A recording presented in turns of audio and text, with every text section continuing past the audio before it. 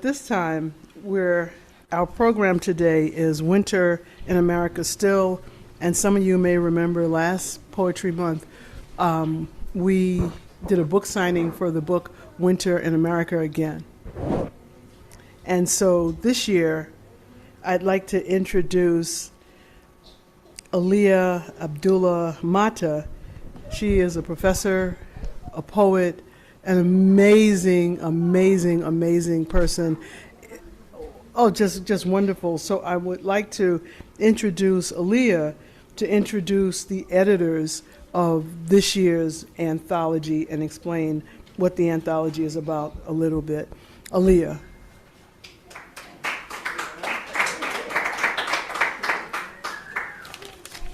Good afternoon, everyone. So it's really lovely to be here in person. Last year we were on Zoom, so it's just the energy is just, and y'all gonna make me cry. The music. And I'm sorry, I just have to holler at the interpreter who was like, in it with the music. It was so beautiful to watch. So thanks for having us. I'm going to introduce the editors. There are four of us. I'm one, Aliyah Abdullah Mata. The other one is Paul E. Nelson, Katie Sarazale, and Roxy Powers. And so you heard the song, you know what's going on in the country and the world. So we wanted to do another anthology to represent that. The amazing thing about this one that's different from the last one is that there are also a lot of art pieces in it. So we really put a call out to artists, poets, writers, and it's not just poetry. So it's a real diverse collection, a lot of different types of work and art. And it's bigger than the last book, and it's killing us. It's so much work, but it's important.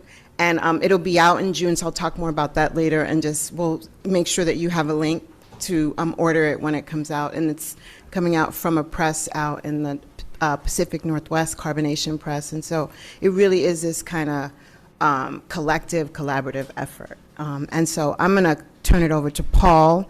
And the editors, you can hear me, you'll go Paul, Katie, Roxy, in order. And so they'll share some words and some of the work from the anthology. So I should just stand here, right? And their bios are available, so I'm not going to spend time reading their bios, right? Paul, you there?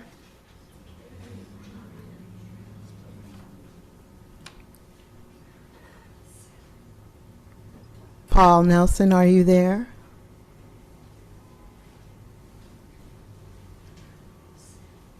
I don't know. Yeah, he's there. There he is. Thank Paul, you. ready? Sorry. Just waiting to be allowed to unmute myself, which is the story of my life. No, that's not true. It is a joy to be back in this room and feel the energy of it, even through the Zoom interface. And Aliyah, I'm delighted for you to continue to connect us to this community, and grateful for Kim for being part of this work as well. Winter in America Still is our second effort to document really what's happening now through the eyes of poets, and in the second book, poets and artists, to at least put for the record just what's going on. I don't think people are going to believe the stories that come out of this time in 50, 60 years. So it's the poet's job to witness. Allen Ginsberg said poets are people who notice what they notice. And what are we noticing right now? And how can we begin to attempt to mark the insanity of our times? Are our ethics compromised at this time, or are they being exposed for what they've always been? We hear the words of Gil Scott-Heron from 1974 and think that was written last week. Maybe because Gil is an artist who was tapped directly into eternity. That's part of it, I understand. But organizations like Brooklyn Ethical, and hopefully our effort, is a way of beginning to turn the tide. And I'm an optimistic person, so that's why I'm involved, and I'm grateful to be involved, and grateful for all of you. Should I read my work, Aliyah? Yes, indeed. All right. So just a note that I have a practice of writing these day songs. They're day-long writing rituals. And this last time I wrote one on Imbolc, which is a pagan holiday marking the beginning of spring, but happens right around February 1st, the day of St. Bridget, the goddess of poetry, among other things. And Ralph Towner had just died, the guitarist, the 12-string guitar genius. And so he plays a little bit of a role in this day song. And I'm only going to read part of it because I believe it's about 20 or so pages long. I'm going to start with my artist statement that we were asked to write for the book. And it goes like this: Poetry is consciousness science. Each poem is an experiment, though not necessarily experimental poetry. Poetry is process of discovery, poet as time mechanic, not embalmer. The goal, a deep level of consciousness, including depth of personal mythology. Poetry is a muscular principle and best measured on a continuum of open versus closed. Open meaning pointing out beyond oneself, and closed meaning self-contained, pointing everywhere back to one's local saintly little s self. From 12-string Mind in the Place of Sand, Imbolc 2026 Day Song. Does it get any colder than Minneapolis? Mini, water, polis, city equals Minneapolis. Water city, twin cities. St. Paul found his road to Damascus, and we all have such a road awaiting us. Honor the limits by receiving them with calm, grounded in your tendons. Find out where they are. Under the cottonwood, from atop which eagles perched above the creek the first people called Place of Loon, Dokuokweb. Your feet carry you there, alongside the Ribbon Lake, past the Sarcococa and the Lupin, flattened by December despite the globally warmed winter temps. Your feet emblematic of the ability for forward movement, says Louise. Don't fail me now, as I'm becoming Minnesotan with a hot dish and a dying need for sovereignty. Peaceful till you start telling us what to do. Minnesotans who know the words to Killing in the Name of. Chant it, Minnesota. Fuck you, I won't do what you tell me. Fuck you, I won't do what you tell me. You can have a Damascus moment or hang by a tree, a Damascus conversion or a bullet in a bunker as the Allies move in, a Damascus transformation or soaked in urine after a stroke like Stalin. Watch your step. The listener, including yourself, is logging and computing information at an extraordinary rate in order to experience your projection of music in the most complete way possible. If any of these musical aspects seem absent, the expectation for their eventual occurrence will gradually diminish. It's as if a conservationist exists in each listener's nervous system to turn off any energy source not required for the musical experience. They don't call them Vikings for nothing. Now in this revealing of Imbolc fog, rock in my office chair to empty stage, slowly caffeinated and hypnotized by the patterns of lake waves, as much a brain as anything the ancient rain can touch. Winter's my practice and mentor, relentless and gentle as the creeks, who I am at my best, allowing my mind to succumb to a mind that's all of this, in the fullness of the hunger moon, dedicated completely to the cause of domestic tranquility. So that's that segment. And then and by the way, more information about the Day Song Project is at paulenelson.com/daysong.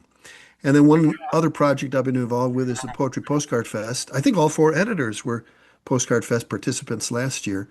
And this was written last year, poetrypostcardfest.org, the website for that. This poem was sent to France to a woman named Anne. It starts with an epigraph by my Soto Zen teacher, Kosho Itagaki. Zen arises in the brokenness of being. It sits beside pain, not above it. And on the front of the card, there's a quote from the Colombian president, Gustavo Petro. He said, Gaza is an experiment by the mega rich, trying to show all the peoples of the world how to respond to a rebellion of humanity. They plan to bomb us all. And capitalism is a ghost, says El Presidente Gustavo Petro of Colombia at The Hague, where he also says the elite plan for common people is Gaza. This is the end game of the human predators, says Mi Presidente, but they do not have to get their way for once. For once we can put down the screams and sit with our brokenness. Delay the distractions and sit in. Stop scrolling past videos of emaciated Gazans and demand a stop. Have we got our fill of taking orders? Have we a sense of the post-national? Can we learn to create poems with forms graceful as saw wings over a glacier-carved lake? It's not too late. We can ghost the ghosts, slay AI, betray the schemes of the broligarchy, and remember what heaven is. Thank you. And I just want to know all of our editors are, one is in Tucson and the other two are in, hey girl, in the Pacific Northwest. And see, my other girl came in. All right, Katie, you're up, please. And you're going to explain, I don't need to say, right? Oh, she's still muted. There you go. Thank you so much, Aaliyah. And thank you all for sharing this space. I'm losing my... we may be separated by distance, I'm figuring, but we're here today as one community in mind and spirit. So as Aaliyah mentioned, I'm the one that lives in Arizona, and I exchanged letters with an amazing writer who is incarcerated in a Texan prison. So in this piece I'm about to read, Quanetta Harris writes to us about her experience with misogyny in the prison, about state-sanctioned, gender-based violence. Because of her recent writings, they have placed her once again in solitary confinement. So mindful of sharing my time, I've edited this essay, but I hope you really get a chance to read this essay in full. We were not sentenced to be raped. They gave us numbers instead of names and called it justice. They gave us cells instead of homes and called it correction. They gave us male guards with unchecked access to our most private, most defenseless moments and called it staffing. I have been writing from inside these walls long enough to know that what they call policy, we call predation. We know what they call procedure. We call punishment beyond what any judge ever ordered. Let me be clear. I was sentenced to a term of years. I was not sentenced to be raped. I was not sentenced to be beaten. I was not sentenced to stand naked in a shower while a male officer watches. His presence neither accidental nor incidental, but institutional, scheduled, approved. And yet here we are, inside a system that has laundered sexual violence into job descriptions and called it supervision. I write this from a country unraveling at its seams. The 47th president has turned the Constitution into a suggestion box he never checks. Habeas corpus, that ancient guarantee that a government must justify why it holds a human body, has been treated like an inconvenience. American citizens have been deported. The military has been deployed into American cities. The scaffolding of democratic life is being stripped down for parts, and the people doing the stripping are applauded for their efficiency. What is happening out there is what is happening in here, and they're not separate crises. They are the same crisis, wearing different uniforms. Sonia Sanchez told us that the poet is the creator of social values. Ed Sanders told us that the content of history will be poetry. So let this be both, testimony and elegy, fury and record. Let the history books know that while a nation argued about the theater of liberty, women in a Texas prison were fighting for the right to use the toilet without being watched by a man with a badge and impunity. Yesterday, an announcement came down. Only female guards would be permitted to work cell block. It was small. It was incomplete. It felt for one unguarded moment like someone had finally heard us. And then last night, a revision back to the way things were. This is what activism looks like from inside a cell. It's not a march. It's not a hashtag. It's a woman with a pen and a grievance and the stubborn refusal to normalize her own dehumanization. It is dispatches written in the margins of a system that would prefer we disappear into our suffering quietly. It is the insistence that our bodies belong to us, even when the state has claimed our time.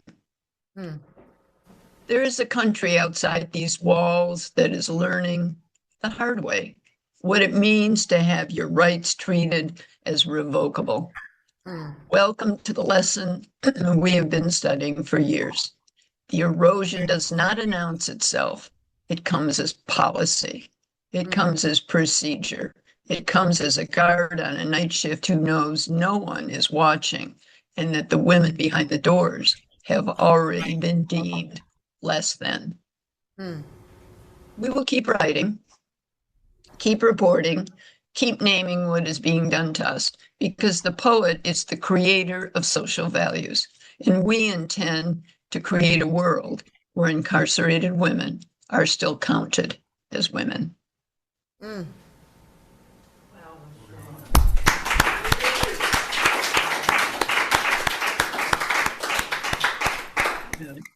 Beautiful spirit. Time. Is it okay, Aaliyah? Should I read mine? He has it? Oh, okay. Yeah, you could. Yeah. Oh, I'm sorry. Can you put up Quanetta's picture, please? We thought it was right. I didn't think so. Oh, okay. I think Yeah. I think he's got it, right? Oh, yeah. He's going to do it. Okay. There she is. Yeah. Yes. That was her. Yeah. Yeah. And when you see it in the book, it's amazing because it's set in these chunks that look like paragraphs, right? But cell blocks. It's really beautiful and heavy. Yeah, that's her. Okay. Yeah, Katie, go ahead. And then we'll move to the next one. Poem is titled Tyranny of the Straight Line.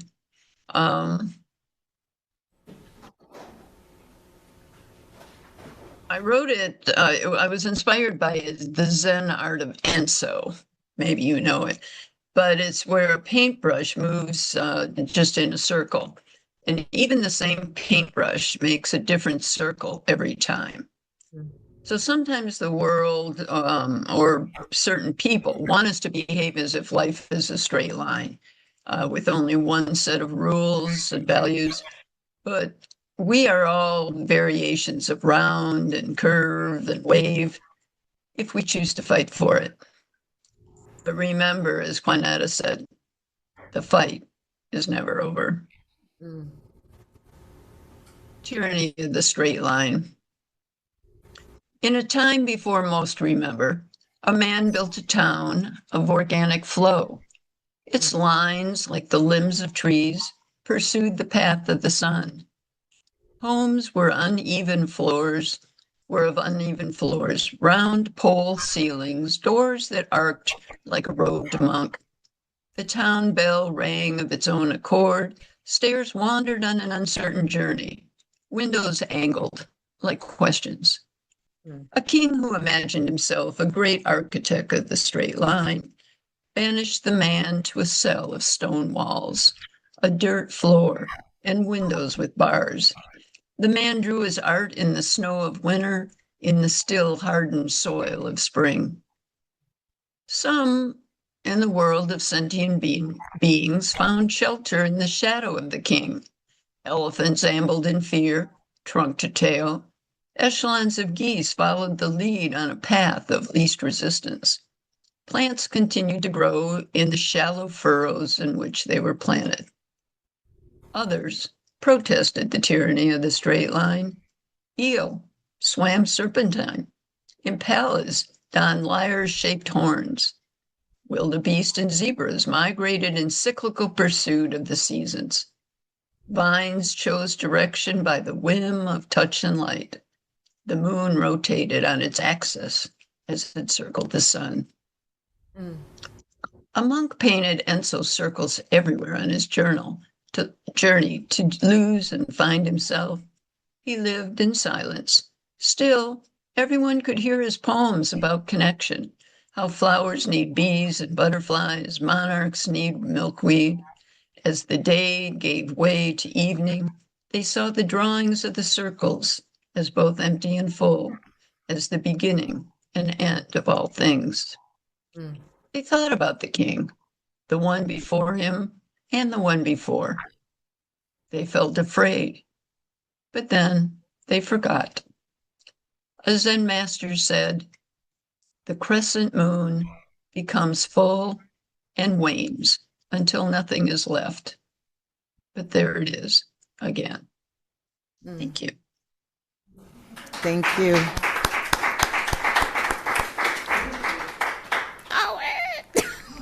I'm like, every time I look up, I see somebody else. Thank you, Katie. And last but not least, in terms of editors on Zoom, is Roxy Power. Hello from Santa Cruz, California.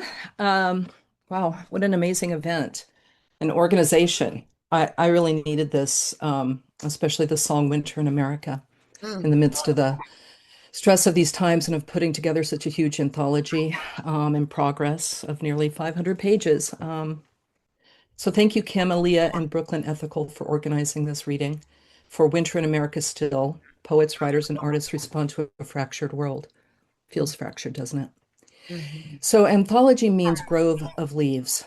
And we have a very diverse variety of leaves, artists, poets, writers from different regional and aesthetic communities. Building a broad literary artistic resistance during these difficult times. And for anyone who's ever compiled a big book of 250 people, I've done a few of them, you know that it's a full-time daily job getting it to press on time. The ethics of labor, and when we're lucky, love. Mm. Feeling blessed for some of my friends' response to my call, Joy Harjo, Ellen Bass, Nathaniel Mackey, Charles Bernstein, Ann Waldman, my sister Sky Power, who's here today, with her amazing visual art, along with Marius Lehane's painting when he offered for our cover. So many people. We're heading for a summer launch, as has been mentioned, so stay tuned. And please, all of you, don't disappear into others' desires to erase you. Stay strong and stand in your own dignity with others in your chosen communities of support and love. And it's so good to see so many of my friends here from my community.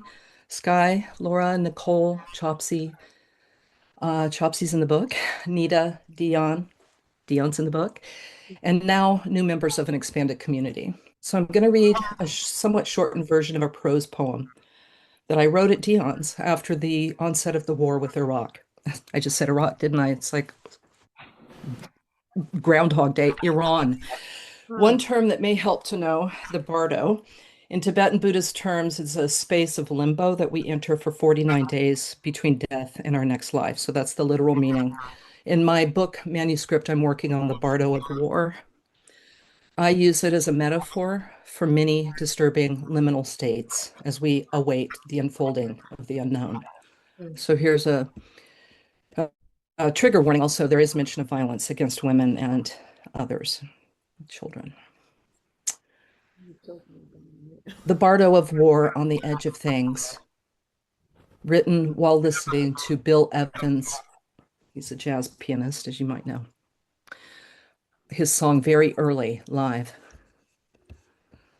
Seasons arrive early now. Barely March and Rio Del Mar Beach feels like summer.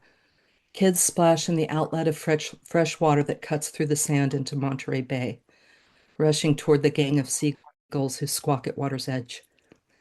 Dogs spin in a circular maybe.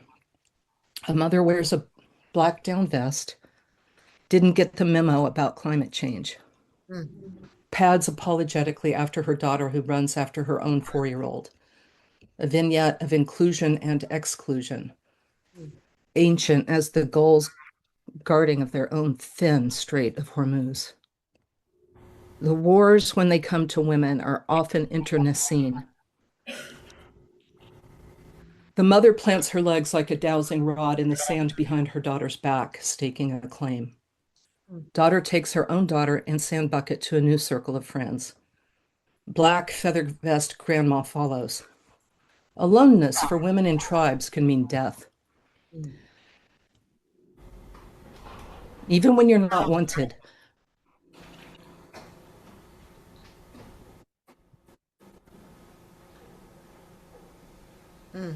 Even when you may be a target, you stick together.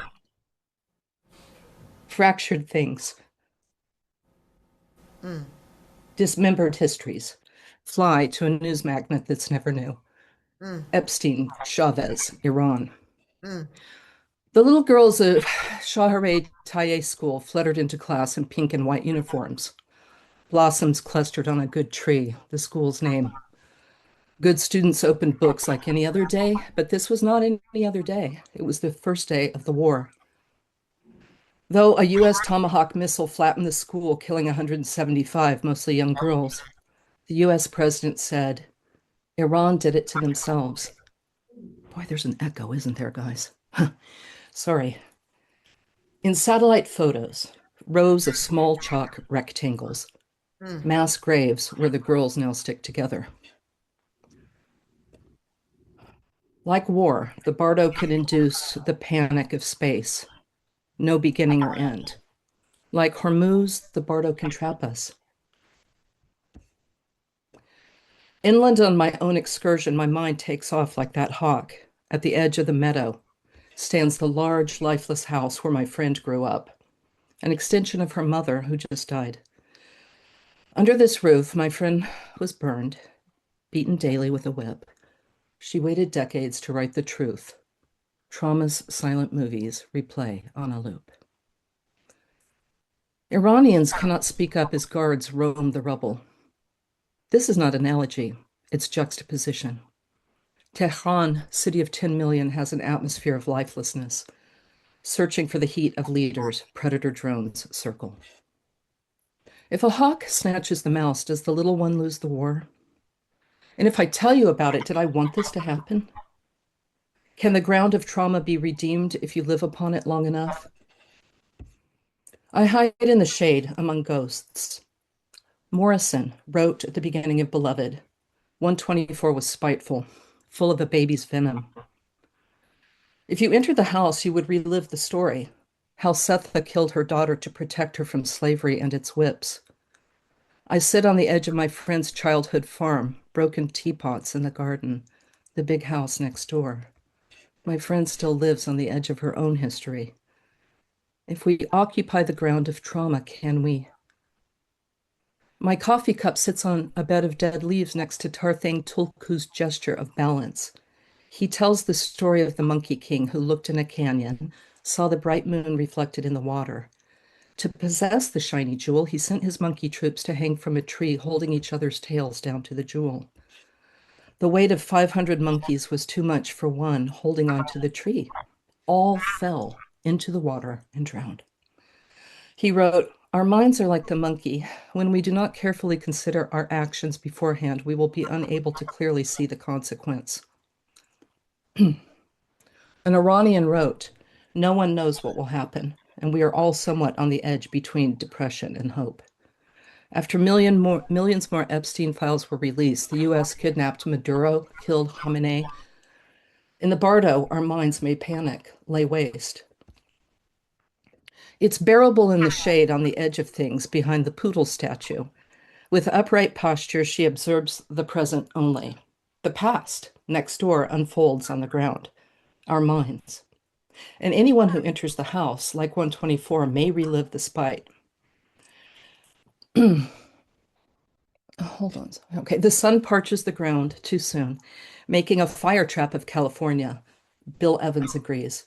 It's very early, he plays. Should be raining in March, but it's 91 degrees. Very early. We lose our innocence about what we do to ourselves. When, very early, others do it to us, we are silenced until we cluster. Epstein's survivor, Haley Robson, entered the house of memory. At 15, she was sent to massage him. When he turned over, the towel fell off. Maria Farmer received threats to, quote, burn your art, your career, burn you and the house you live in, end quote. She spoke anyway, building steps to the unknown. Today, we learned Cesar Chavez groomed 12-year-old girls. Women keep secrets to protect themselves, their culture, from the unknown. We might hold each other's tails to grasp a future that isn't there. It's important to be aware each moment the rooster crows. Shantideva says one angry moment destroys eons of virtue. Heat wave moods. Sorry, let me read that again. Heat wave moods. Watch your step. Epstein girls. Mental fragments fly like limbs in the good tree school. Dismembered voices rise from Chavez's yoga mat in his locked office, his good life. In the blistering skies of March, crows cry war, and weather strains love. Heat dome pushes weather to Hawaii, floods fragile coasts like the news.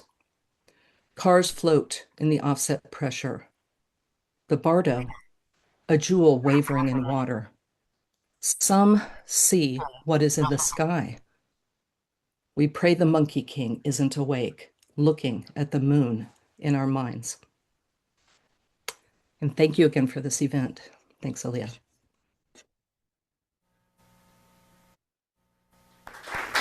Okay, why you say the rest, right? The folks on Zoom, you gotta do it. Sharice? Okay, thank you, folks on Zoom, editors on Zoom. Now we're gonna move to a couple of folks that are in the anthology, starting with Sharice, right? You wanna do it? So Kim is gonna, I'm gonna move my stuff. Wow. Can I just say thank you so much, Roxy. Thank you so much, Katie, and thank you so much, Paul. Whoa. The pieces were amazing. I wish we had more time so that you could have more time. It was just beautiful. So now we're going to move on to the poets that these 4 editors selected to include their work in the next anthology. And I'd like to introduce an amazing poet, Cherise Francis. Cherise is just everything. She's not only a poet, but she is a publisher, and she's someone who has put together anthologies of her own, one of which she put one of my poems. So, Cherise, you're just wonderful. I'm just going to read a quick bio for I'm sorry? Cherise is a Queens-based poet, interdisciplinary artist, editor, and workshop facilitator.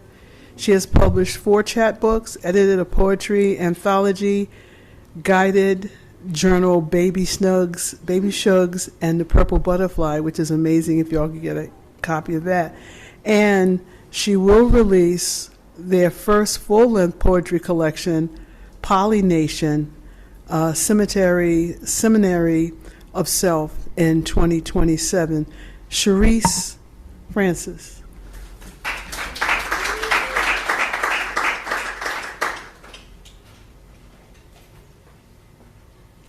Thank you, Kim and Aaliyah, for the invitation to be here. And thank you to all the editors of this anthology for including my work in it. I'm grateful to you all.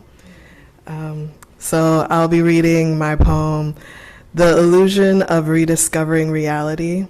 It was just good marketing for a productivity not worth the hype. Is shock another form of discovering what was already there inhabiting a space? Are we too comfortable with normal, or what we know, or what we choose not to now, or what we choose not to take the time to now? What silences, what buried and forgotten cries, sounds, words have we not listened to? What unutterable histories? The clock is ticking.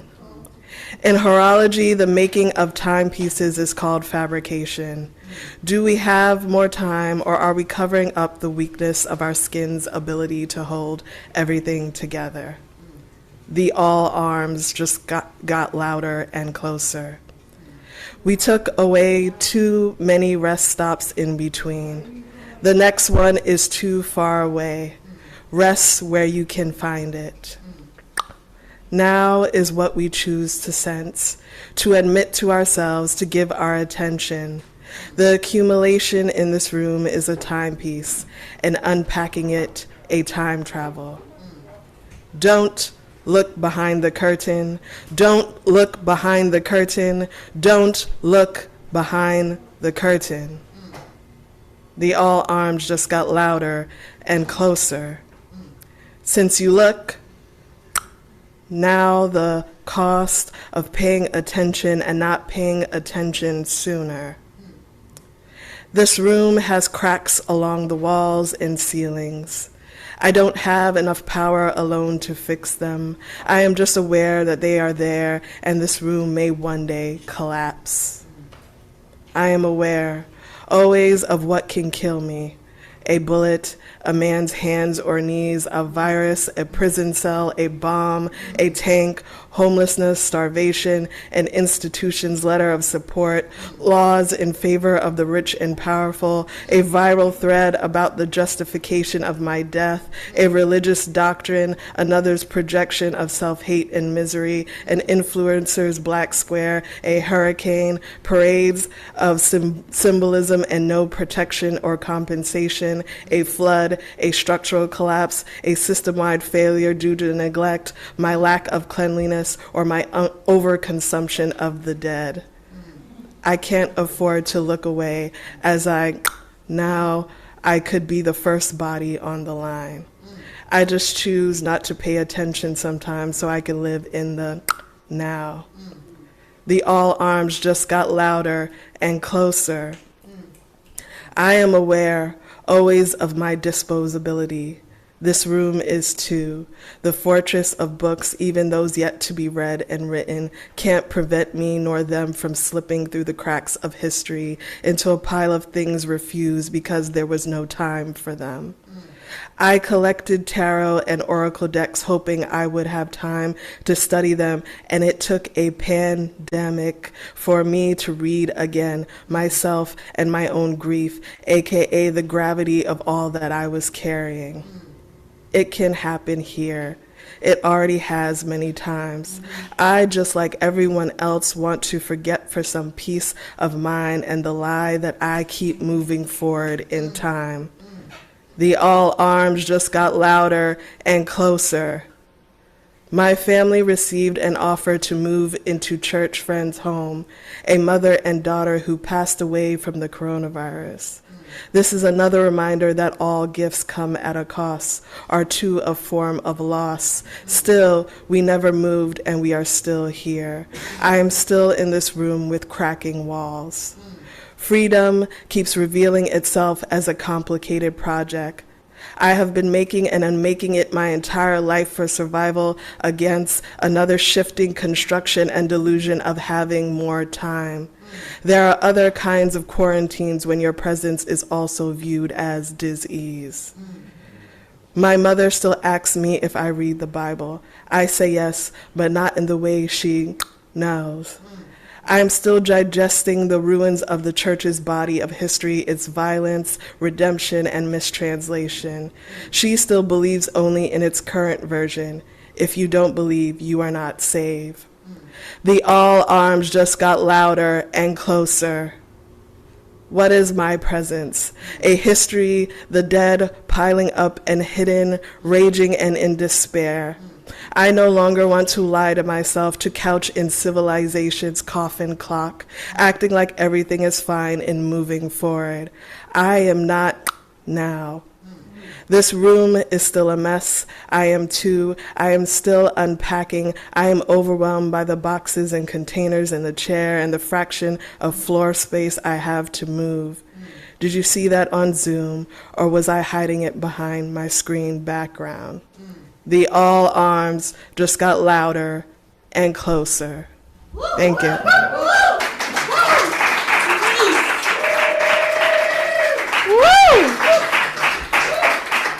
Cherise Francis.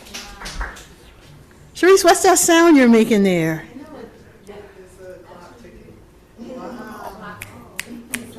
Ooh, the creativity.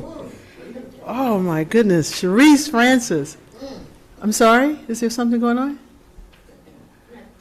Oh, okay. All right, so let's keep moving. Our next poet, wow, another phenomenal poet and novelist is Carol Benter. Carol is a licensed psychotherapist. She's a writer and a Reiki practitioner.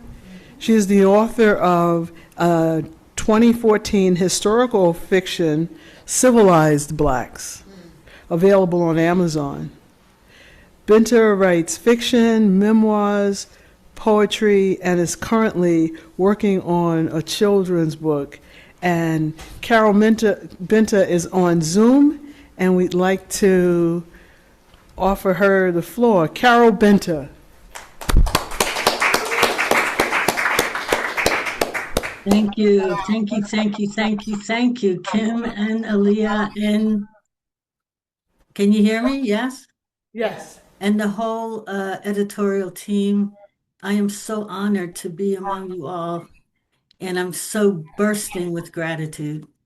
So the first piece I'm going to read is my first attempt at flash fiction, and it's called The Aftermath. Pain is a symptom of dis-ease, and nothing today was easy. Chaos exploded all around. The sensation that there were needles poking in her back was an assault to her body temple. The sound of the clock ticking from the wall above her added to the painful realization that time was running out. In her acute awareness, she heard the drip of the solution from the bag dangling above her mangled body. The crowds outside the hospital were chanting angrily and excoriatingly at the suicide bomber who laid in the next bed. The crowded emergency room was rife with screams and bloody sheets. She laid motionless, begging to die. "America first!" yelled a man wearing a bloody red MAGA hat standing outside the sliding doors. She found herself fixated on a single unsettling detail and wondered if the high-heel shoes worn by the suicide bomber were made in America. Woo!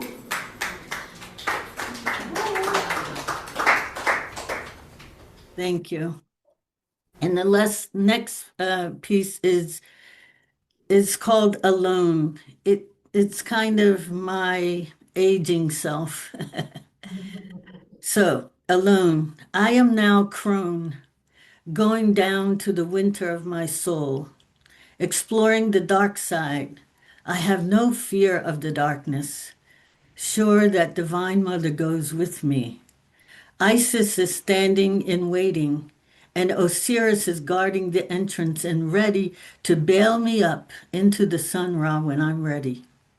Steady do I follow the path of my shadow. Lilith is preparing a feast. She is always at the heart of the deep, made of the same soil as Adam, fiercely independent and brilliantly positioned as the first woman. Refusing to succumb to patriarchy, she conceded to Eve. But she is the true Earth Mother. She bids only the brave and courageous. I did dine with her a fortnight ago. She remembered me and filled the lanterns with oil, welcoming me to the abyss. and greeting me with a kiss. Today I stand alone, once maiden, mother, and now fearless wisdom of the crone. Those who know, are not buried in the current winter snow. Job.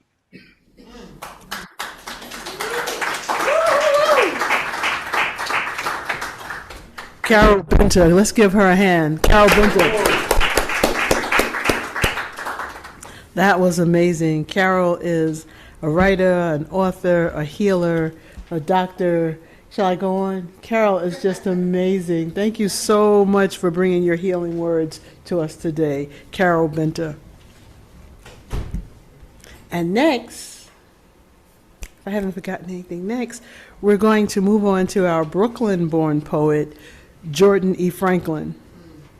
Jordan E. Franklin received her MFA from Stony Brook, Southampton, and her PhD from Birmingham University.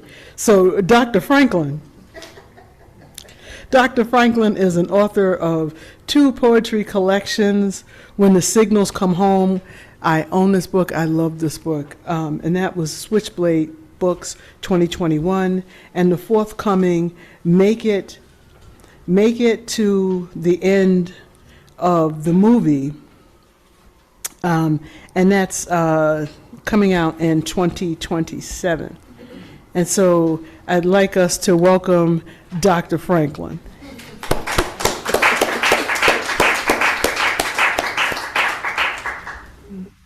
Hey everybody.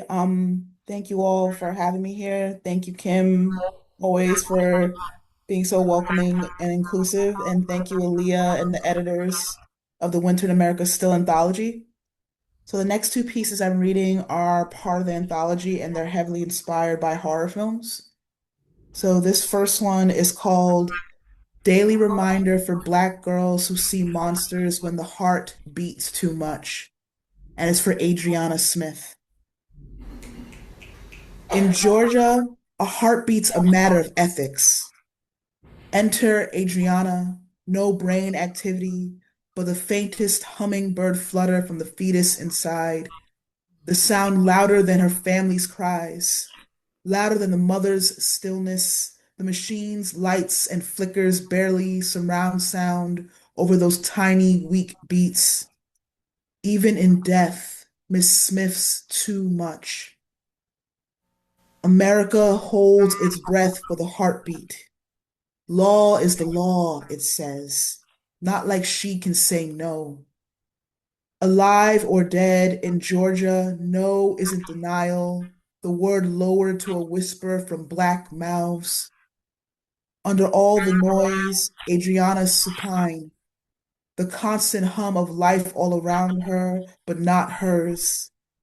Unwilling, dead center, unable to call her body mine.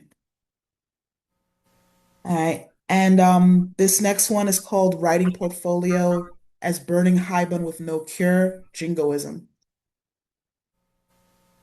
And for those of you who don't know, jingoism means like being like ultra nationalist. Like you're like take ultimate pride in your country. When the scraps of stipend stopped coming, I knew something was starting. An illness, the higher ups said, through yellow teeth and immunocompromised smiles. Just a little scare, they said, but nothing to stop you from working longer. By February, everything gets lost to the screens. From the higher ups of the higher ups came the remedies. Raw milk to strip the stomach of impurities, bleach in the veins to war with the bad blood. Drink deep, never mind the burning, this land so bright and sick from sea to technicolor sea. Filter the despair, forgo the mask, write the pixelated blood off as AI. Folk hears for all until the lungs ignited and their babies died. Some say the end of it all came when our perception did.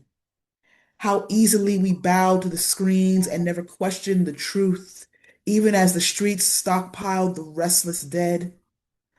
The infallible government body shuts down. In this land, our liberties transmitted between us in wet coughs. In this land where our fathers died on screen, yet we couldn't tell. Thank you.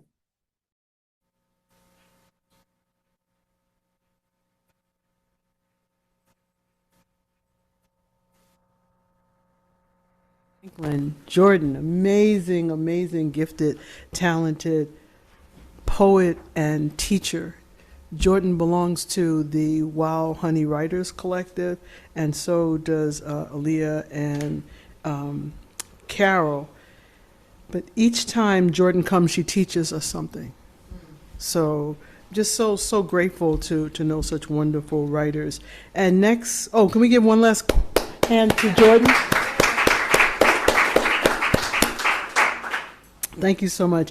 And our last poet, it's John Maney and then me, and then Aaliyah, and then we'll be out of here. But I want to introduce to you John Maney. And John is an amazing, amazing, amazing poet, writer, workshop leader, activist, and photographer.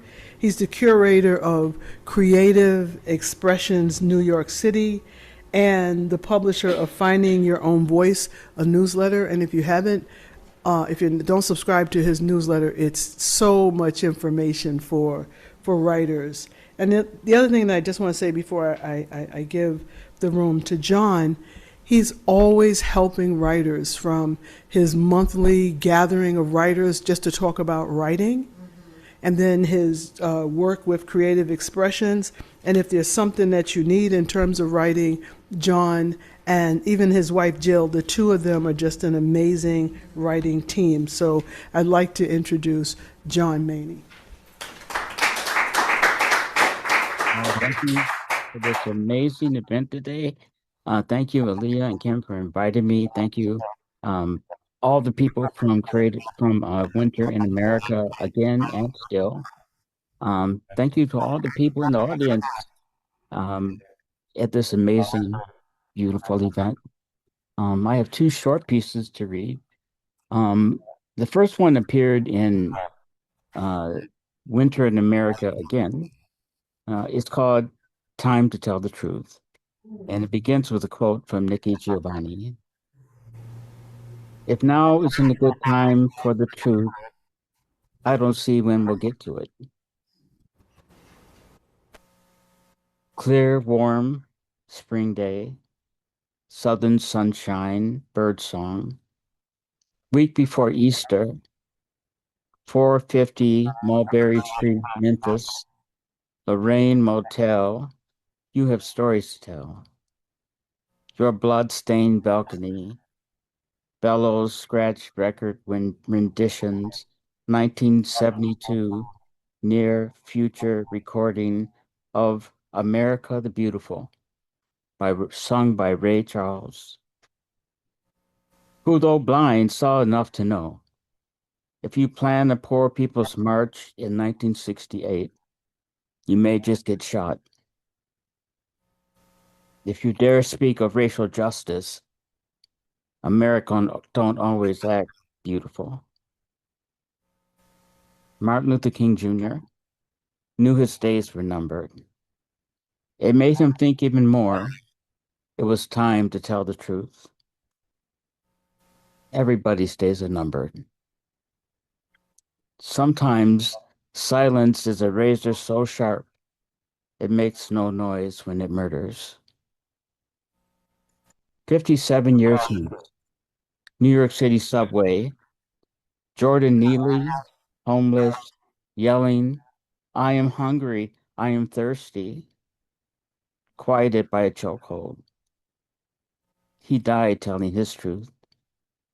In that moment, in that moment, in that moment, his truth became our truth. We too are hungry. We are thirsty for compassion. Like him, our days too are numbered. Compassion is not political. Justice, not a thing to be sold. 58 years from now, Will our children say they knew the truth but followed lies? Will they angrily muse they knew better but didn't do better? Will their world be more beautiful or made worse because of us?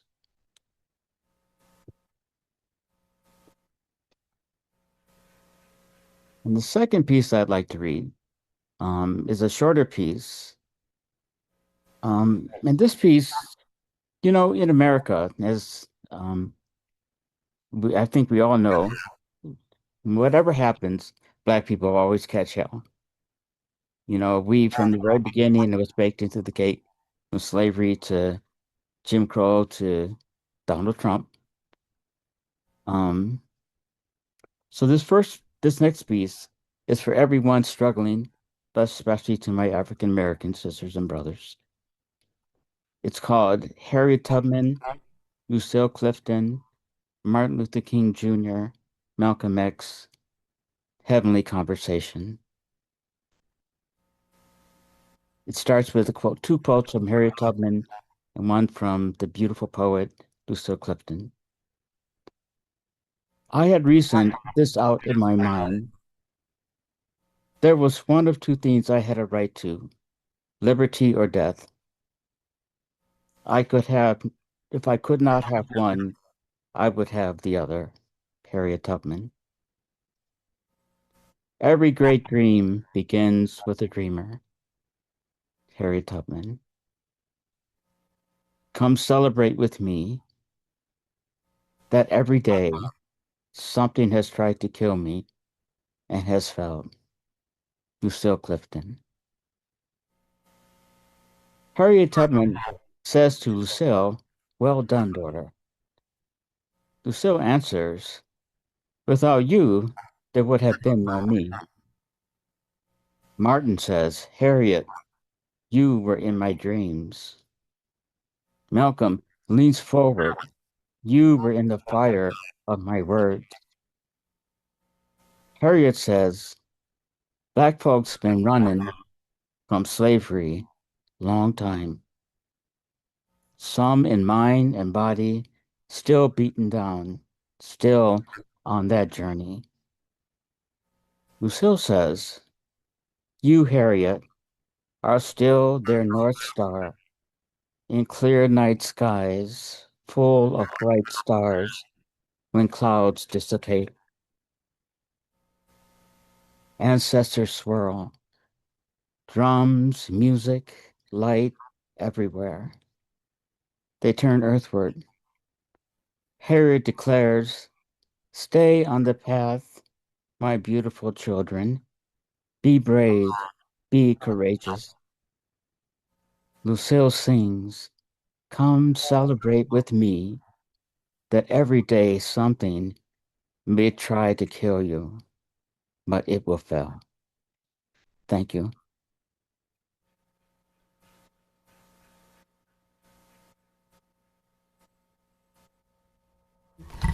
Appreciate you and your poems, beautiful. And I'm looking at the clock. She always comes along. So I am just going to read one poem real quick, and then we're going to turn everything over to Aaliyah to close us up, and then we'll have our last song. So, dun, dun, dun, dun, dun. This poem is called, I'm Kim D. Brandon, and I am a poet extraordinaire in my own mind. In my own mind. And ours too. Wow, it's so wonderful to be here. Wow, y'all filled up the space. Lovely. This poem is called Black Ice, and it was written because I was looking at the news and I saw black ice officers. Black ice officers. So here's a poem to Black Ice. Looks like water mixed with diamond dust on the tar tops of roadways, a shining, dark, glistening layer, fragments of black beauty, light. Tap your brakes early, beware. Dead, bright eyes, cold, frozen, hard to the touch. Pull, push, drag, punch, without a bend towards compassion. Without training, there is only escalation. It wakes and it puts on camouflage fatigues, a government-issued green army jacket, a deer hunter's cap, a face mask, pockets full of bullets, mace, and hand grenades. It knows just how to unload automatic weapons on people without the password to safety. It has permission, state permission, to take a blind eye to sorting prey, to bring just enough scare to immigrants and the others, but no authority or heat to melt any cloud-covered white cubes at the edge of the human spectrum. This is what black ice does to feed and clothe its own, to pay the rent, to avoid the black tax. Even in camouflage, I said, even in camouflage, black ice is not white enough to be safe. Even in camouflage, black ice is not white enough to be safe. The state has sanctioned an open carry for now, black ice. No police kneeling on your neck today. No chokehold on your throat today. No deadly traffic stops today. If only black ice can stay frozen long enough, let the long winter eclipse the warming of spring, because spring is coming. Don't melt, black ice. At night, the ancestors arrest their sleep, reminding one of how the fire started the last time. Reminding one of the hand that holds the fiery torch now. And they warn of the fires that are coming. They say, "You sure you're not the understudy? Is this not your own dress rehearsal? And the prey you accost today will be your black ass tomorrow? When detention centers have a steel bunk for you and your kin? When you are complicit in trying to double knot your own noose? When averting your eyes to gas chambers of tomorrow, you will make your own cooling bed. They will make you dig your own grave, brother, with spent shells and belt buckles as shovels. Short-sighted by fear, want, and hunger, in the face of sticky, sweet signs on bonuses. I know you're tired. I know you are invisible and delusional. But what you can't see is down the road a piece. So twisted up economically that you lean your space, you lend your spare change to your own demise. You will know that you have been screwed when hydroplaning causes a loss in traction. Wheels slide and jet off the road and your vehicle flips over. It is slippery, thin ice, deadly to the novice. They say, steer into the skid. They say, listen, don't just resist the pull, brother. They say, go with it. But who they? They thirst for blood. Their hands ain't clean. It crashes. There are casualties of multicolored ice. This same ice, this same ice is called a traitor for not making America great again. Maybe there is another way to fortress and feed and impregnate and tattoo freedom papers on your family and your kin so that they have a future. Maybe, just maybe there is another way. You know what? It looks like water with diamond dust on the tar tops of roadways. A shining, dark, glistening layer. Fragments of pretty black light. Tap your brakes early, black ice. Tap your brakes early.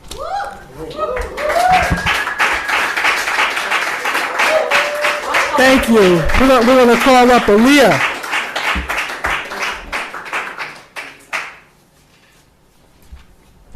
Wow, thank you all. It's been wonderful. And that poem is in the anthology too. I just want to say, like, how could we not, right? So I'm going to try to go quick because I know we're past time. So my piece is called, oh, I'm like, why can't I say it? That's better. My poem is called Nautical Mile. Arrival as an emergence or appearance of a new development, phenomenon, or product. 1. I arrive unfinished, reddened by indigenous blood and land, blackened by my enslaved ancestors' post-enslavement trauma. Had to swallow so much shit to live, work and work and work to live, cook, clean, mammy nurture white babies, winnow rice, pick cotton and tobacco, watch my babies get beat, sold away, down to or over yonder, have to keep living to finish what they started. 2. My arrival marks your hatred of me, from interior to Gold Coast, from Elmina Castle and slave dungeons to ships named by foreign linguas, Portuguese, Dutch, Spanish, French, British, ships, Clotilda, White Lion, La Concorde, Henrietta Marie, Generous Jenny, Wanderer, Malvina, Takora, Wajagali, Zong. 3. On my back, under ship belly, cannot sleep, scared to release my water, scared to speak my language, chains, clink, clink, clink, when I move my feet and hands. My eyes cannot produce more tears. This cannot be. Mama, Baba, Sister, Baba, Tanti, please come. Please come get me from these egg-shelled, ivory-skinned people who do not smell like me, who do not see my black skin as human. When will I return? Can I be returned? When will I recover? Can I be recovered? I want to go home. Where is my home now? America? Mi casa no es su casa. Sorry. 4. My home is not your home. I live in this American land as an indigenous ex-slave refugee, and now you're trying to kick me out. Create borders in my home like it belongs to you. Regulate some shit you did not make, did not buy, do not own. You are not welcome here in my mind, body, or my home. Countless rapes, abortions, miscarriages, and stillbirths later, my womb is free from your tainted touch, unwanted sexual favors, and no amount of citizen credits and dollars left on end tables. My home is closed to your eyes. Why would you want to come? Stay. 5. After the fire, we painted all the doors indigo and populated tree branches with clear green, blue, brown, and pink bottles, painted ankhs on the driveway for protection. Our prayer rugs are pure. No trespassing allowed. My home is not your home. Trespassers will be shot on contact. Thank you, thank you, thank you. And I will make sure that we send the link for the book. It's Carbonation Press. I hope you all will get it and share it and read at events and enjoy it. Thank you so much, and thank you to Kim. We need another 5 minutes. I'm not sure. I've never run over before, so I'm not sure how that works. We're all right? Okay. So if that's the case, we would like, Aaliyah and I would like to thank everyone who was involved with this platform before Dupre and Barry come up to do their last song, and then we'll take our quick donation. So first, I want to thank Aaliyah for introducing me to this project. I want to thank all of the editors. I cannot stress to you what it's like to get 300-400 poems in, read those poems, and then try to figure out which ones you're going to include in an anthology. And from what I'm hearing, each editor has to fight for the poems that they want in the anthology. So Roxy, Katie, and Paul, thank you all so much for all the hard work. We can't wait until the book is available. We also want to thank the poets that came up here and shared their work with us. And we want to thank everybody from the Brooklyn Society of Ethical Culture, or now Brooklyn Ethical, because it just, this intersection between this book and this group is something amazing to witness. So I just think that these are the type of things that we can do here. So thank you, thank you, thank you. And I want to thank the Sunday committee. That's Vondra and her team, Nancy, Mike, Dupre, Rita, Damon, Pat, Tati, Sky. I want to thank you all, because without you, everybody does a little lift, which makes all of this work. So if you have other projects like this, please let us know, and Vondra can make it happen with her team. And it's just wonderful. And thank you to the board for the Brooklyn Society of Ethical Culture. And with that, if I haven't thanked you, I want to thank you. And now we want to invite Dupre and Barry up to do their final song.